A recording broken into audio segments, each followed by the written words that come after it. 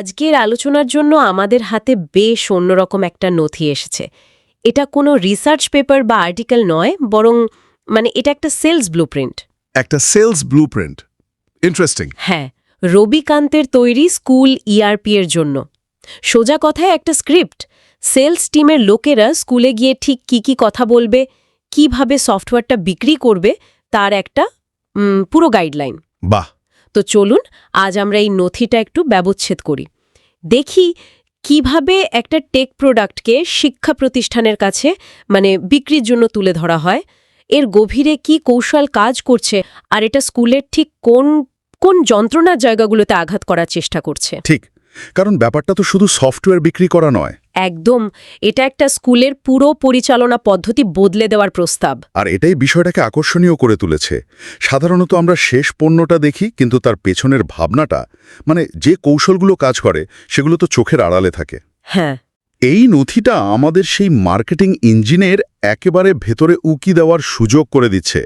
গ্রাহকের মনস্তত্ত্ব কিভাবে পড়া হয় আর সেই অনুযায়ী কিভাবে একটা সমাধানের গল্প তৈরি করা হয়, সেটা আমরা ধাপে ধাপে দেখতে পাব।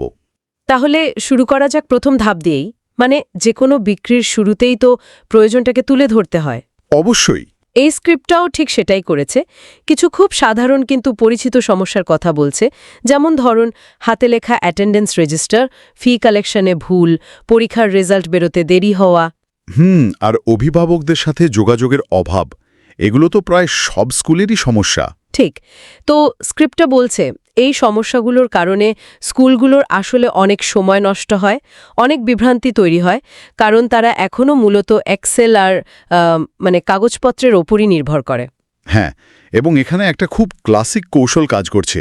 এটাকে শুধু সমস্যা বলাটা বোধহয় ঠিক হবে না। স্ক্রিপ্টটা আসলে গ্রাহকের লস এভার্শন বা ক্ষতি এড়ানো যে প্রবণতা, সেটাকে ব্যবহার করছে। লস এভার্সন একটু বুঝিয়ে বলবেন? বিষয়টা হলো, মনোবিজ্ঞান বলে যে মানুষ কোনো কিছু পাওয়ার আনন্দের থেকে যা তার কাছে আছে সেটা হারানোর ভয়কে বেশি গুরুত্ব দেয়। ও আচ্ছা, তার স্ক্রিপ্টটা সরাসরি বলছে না যে আমাদের ইআরপি ব্যবহার করলে আপনার সময় বাঁচবে, না, বরং ঘুরিয়ে বলছে পুরনো পদ্ধতিতে কাজ করে আপনি প্রতিদিন কতটা সময়, অর্থ আর সুনাম হারাচ্ছেন। এক্স্যাক্টলি, ঠিক এই পয়েন্টটাই। যখন একজন সেলসপারসন বলেন, আপনাদের মূল্যবান সময় কি রোজকার এই কাগজের কাজেই নষ্ট হচ্ছে না, বা ছোট ছোট ভুলের জন্য স্কুলের আর্থিক ক্ষতি হচ্ছে না, তো তখন স্কুল কর্তৃপক্ষ শুধু ভবিষ্যতের লাভের কথা ভাবে না। তারা বর্তমানের ক্ষতিটাকে অনুভব করতে শুরু করে। এই প্রেক্ষাপট তৈরি করাটা পণ্যের ভিত্তি স্থাপনের জন্য খুব জরুরি। বাহ! আর এই প্রেক্ষাপট তৈরির পরেই সমাধান হিসেবে আসছে রবিকান্তের স্কুল ইআরপি।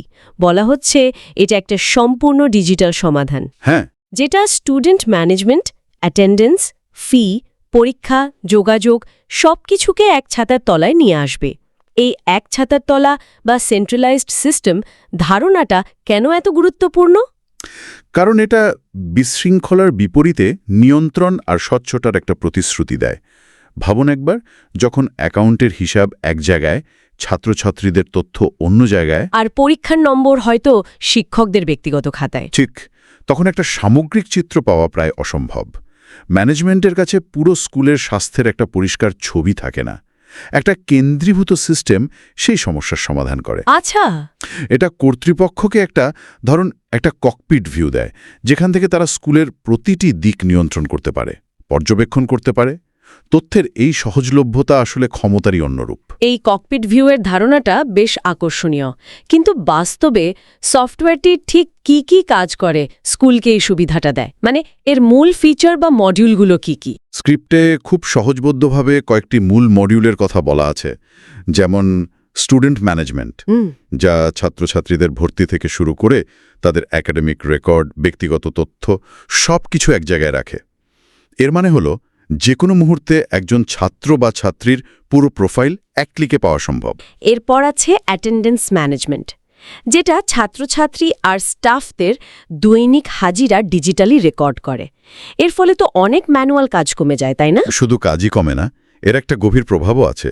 যেমন ধরুন, একজন ছাত্র বা ছাত্রী ক্লাসে অনুপস্থিত, ও হ্যাঁ, সঙ্গে সঙ্গে তার অভিভাবকের কাছে একটা অটোমেটিক মেসেজ চলে যেতে পারে। রাইট। এটা একদিকে যেমন ছাত্রছাত্রীদের নিরাপত্তা নিশ্চিত করে, তেমনি অভিভাবকদের মনে স্কুলের প্রতি একটা আস্থা তৈরি করে, একটা দায়িত্ববোধের ইতিবাচক ধারণা তৈরি করে।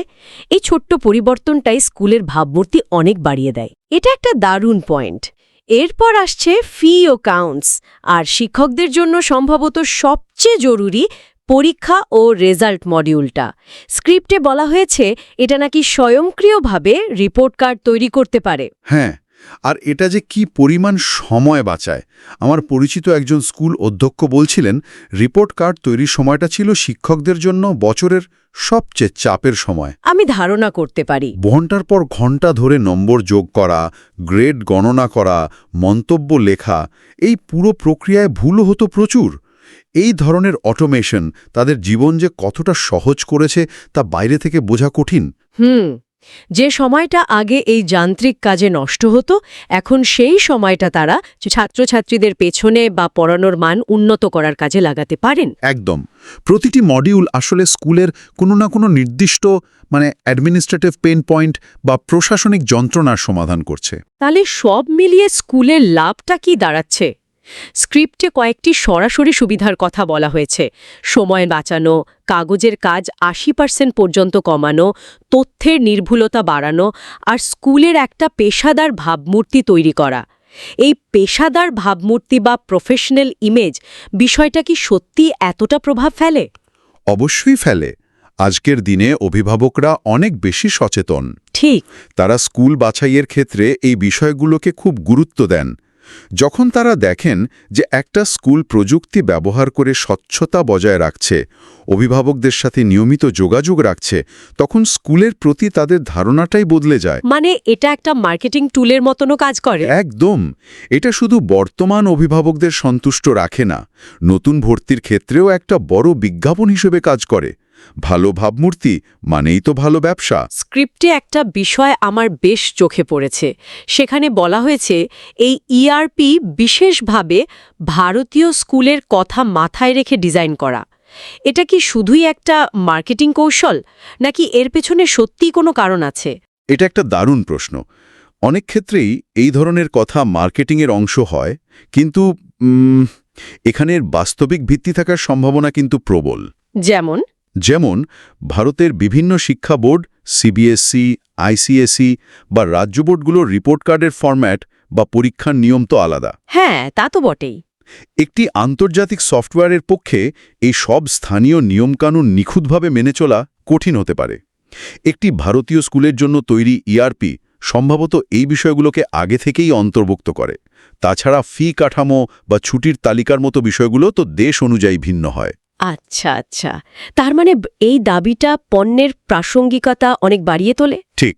এখানেই ব্যাপারটা আরও আকর্ষণীয় হয়ে উঠছে। একজন ভালো সেলস পারসন জানেন যে গ্রাহকের মনে কি কি প্রশ্ন বা আপত্তি আসতে পারে, আর এই স্ক্রিপ্টটাও সেই সম্ভাব্য আপত্তিগুলো আগে থেকেই অনুমান করে তার উত্তর তৈরি করে রেখেছে। হ্যাঁ, একে বলা হয় অবজেকশন হ্যান্ডলিং। এটা বিক্রয় প্রক্রিয়ার একটা অত্যন্ত গুরুত্বপূর্ণ অংশ। গ্রাহকের মনে দ্বিধা তৈরি হওয়ার আগেই তার সমাধান দিয়ে দিলে আস্থা অর্জন করা অনেক সহজ হয়। যেমন একটা সাধারণ ভয় তো থাকেই, আমাদের স্টাফরা, বিশেষ করে পুরনো শিক্ষকরা এই নতুন প্রযুক্তি ব্যবহার করতে পারবেন তো? হ্যাঁ, এটা একটা কমন প্রশ্ন। এর উত্তরে স্ক্রিপ্টে বলা হয়েছে যে সফটওয়্যারটি খুব সহজ আর তারা প্রয়োজনীয় ট্রেনিংয়ের ব্যবস্থাও করে দেবে। আরেকটা প্রশ্ন হলো তথ্যের সুরক্ষা নিয়ে।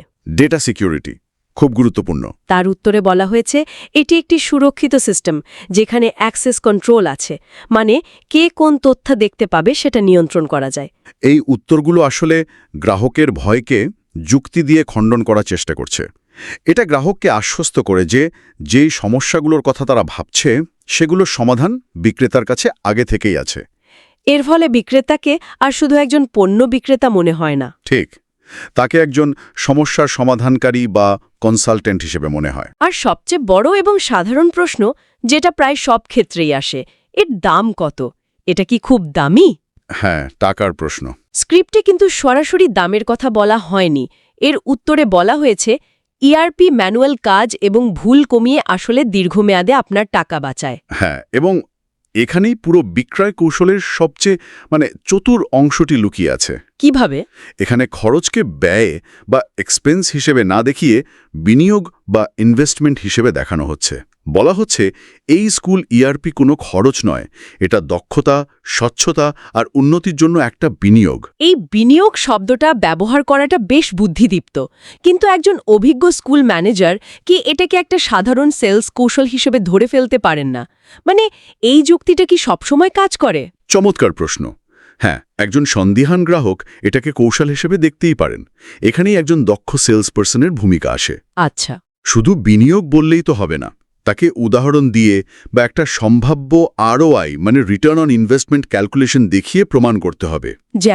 যেমন তিনি বলতে পারেন, ধরুন ফি কালেকশনে ভুলের জন্য বছরে আপনাদের 50,000 টাকা ক্ষতি হয়, আর অ্যাডমিনিস্ট্রেটিভ কাজে অতিরিক্ত সময় দেওয়ার জন্য আপনাদের 2 জন কর্মীকে রাখতে হয়।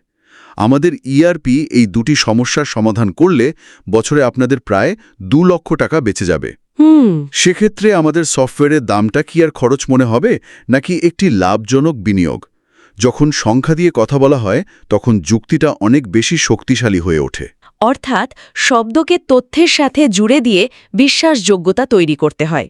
সুতরাং আজ আমরা দেখলাম কিভাবে একটা সেলস স্ক্রিপ্ট শুধু পণ্যের বৈশিষ্ট্যগুলোই তুলে ধরে না, বরং একটা সম্পূর্ণ গল্প তৈরি করে। হ্যাঁ, যেখানে প্রথমে গ্রাহকের ক্ষতির অনুভূতিকে জাগিয়ে তোলা হয়, তারপর একটা আদর্শ সমাধান দেওয়া হয়, আর সবশেষে সম্ভাব্য ভয় বা আপত্তিগুলোকে যুক্তি দিয়ে খণ্ডন করে একটা উন্নত ভবিষ্যতের প্রতিশ্রুতি দেওয়া হয়।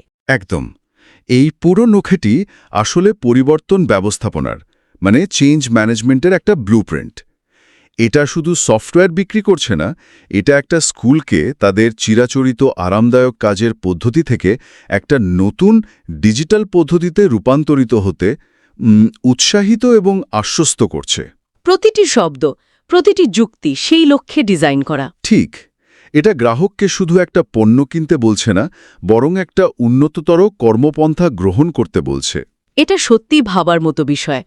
আমাদের চারপাশে কত পণ্য বা পরিষেবা ঠিক এই রকম একটা জেনশিংভাবে তৈরি করা মনস্তাত্ত্বিক কাঠামোর মাধ্যমে আমাদের কাছে পৌঁছায়, যা আমরা হয়তো খেয়ালও করি না। হয়তো পরের বার কোনো বিজ্ঞাপন বা বিক্রয় প্রস্তাব দেখার সময় আমরা এর পেছনের এই অদৃশ্য কৌশলগুলো নিয়ে একটু অন্যভাবে ভাবব।